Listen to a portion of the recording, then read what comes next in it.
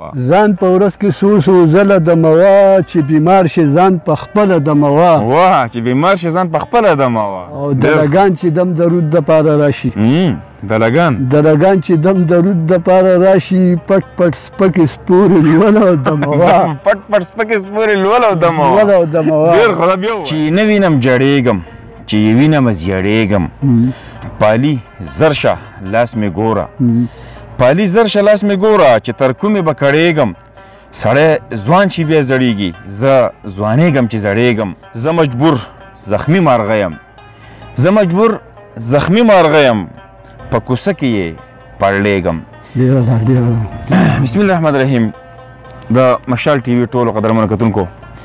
محمد اقبال مجبور صاحب څوک چې د هېڅ تعارف محتاج نه دی څو ځله د مشال ټي وي په شیشه باندې تاسو کتلی هم دی اوس یو ځل بیا مونږ دوی ته زحمت ورکړی دی چې د دوی نه څه مزاحیه څه فني څه کلامونه ریکارډ کړو ستاسو د خوشحالۍ ستاسو د خندا دپاره مجبور صاحب څه به زموږ مینهوال سره ډالۍ کول ډېره مننه همدرد صاحب زه خو به هر څه ډالۍ کوم دې خلکو ته خو دې خلکو له پکار دي چې مونږ ته هم څه ډالۍ کوي زمونږ به ته ډالۍ کوو مونږ به دې تمه نه کوو خیر دی نه خیر تمه به ته ځکه کوو چې زمونږ دا شعرونه ګوري د دې نه خوندونه اخلي کم عبرتناک شعرونه د هغې نه عبرتونه اخلي صحیح نو لکه زما دغه مطلب دی ټیک ته ټیک دا خبره شعر به ته داسې یو غزل ووایم چې ځان په ورځ کې څو ځله دموه ځان په ورځ کې څو ځله دموه ځان په ورځ کې څو ځله دموه چې بیمار شي ځان په خپله دموه واه چې بیمار شي ځان په خپله دموه او په خپل ځان باندې الحمد قل هو لوله په خپل ځان باندې الحمد قل هو لوله دا نور خلق کله کله دموه واه واه واه او چې په چا باندې حمله د کرونا وي چې په چا باندې حمله د کرونا وي چې په چا باندې حمله د کرونا وي وران شونډونه بیا هغه له دموه ډېر ښه چې یا تبه او د سر درد د باندې راشي په تنکۍ کې د اوله دموه واه واه واه او دلګان چې دم درود دپاره راشي دلګان چې دم درود دپاره راشي پټ پټ سپکې سپورې لوله او دموه پټ پټ سپکې سپورې لوله او دموه ډېر خدا بیا ووایه دلګان چې دم درود دپاره راشي پټ پټ سپکې سپورې لوله او دموه او هسې شونډې راپوه چې پوهه نه شي هسې شونډې راپوه چې پوهه نه شي چې څه درکې بیا یې هله دموه او شکرانه که آخري ته وایم جي شکرانه چې د لدرنه کې مجبوره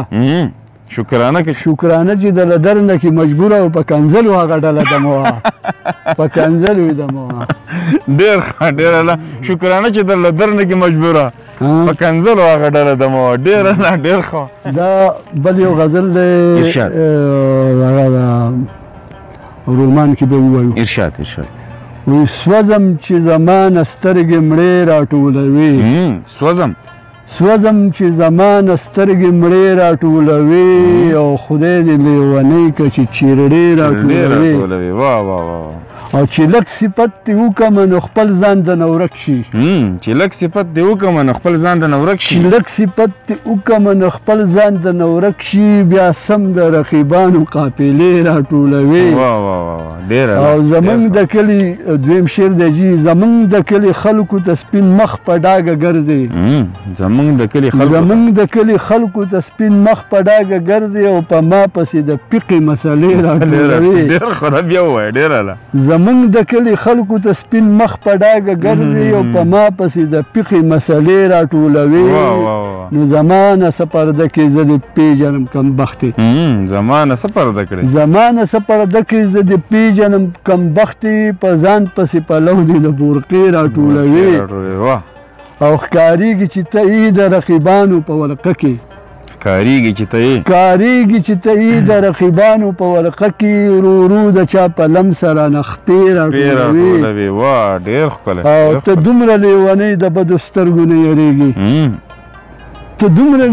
د بدو سترګو نه یریږي او خزلې تر ماښامه د کوڅې راټولوي او اخري بندیجي وایي په زړه دې ګټې واړوه ګیلې د چا نه مه کړه په زړه دې ګټې واړوه ګیلې د چا نه مه کړه مجبوره ته به څو زړې قصې راټولوي ډېر ښکلی ډېره ده عجیب مینوالو دا و محمد اقبال مجبور صاحب چې فی البدی شاعر دی او زمونږ د علاقې یو فخر چې تاسو ته خوندور او په زړه پورې کلامونه واورېدل. همدې سره زموږ د خپرونه پای ته رسي. تر بلې خپرونې پورې خپل حمید الرحمن همدرد او محمد اقبال مجبور صاحب ته اجازه ورکوئ. ښاد آباد او